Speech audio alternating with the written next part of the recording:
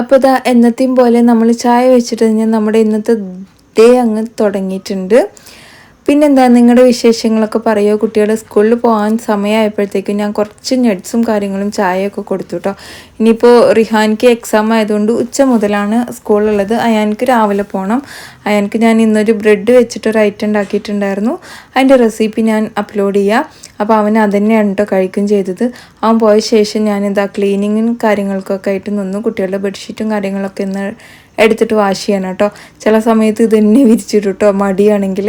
അപ്പോൾ ഇതാ വാഷിങ്ങിനൊക്കെ ഒന്ന് കൊണ്ടുപോയി ഇട്ടു. പിന്നെ ഉള്ളിലൊക്കെ ഒന്ന് ക്ലീനാക്കി എടുത്തു. പിന്നെ ഇതാ നമ്മൾ കുറച്ച് തേങ്ങയൊക്കെ ഒന്ന് പൊളിച്ചെടുക്കണം കേട്ടോ. ഇന്ന് അവിൽ നനച്ചതൊക്കെ ഉണ്ടാക്കാമെന്ന് വിചാരിച്ചു. പിന്നെ ദോശയും ചമ്മന്തിയും അതുപോലെ ബ്രെഡിൻ്റെ ആ മസാലയൊക്കെ ഉണ്ടായിരുന്നു കേട്ടോ. അങ്ങനെ എല്ലാവർക്കും കഴിക്കാനൊക്കെ കൊടുത്തു.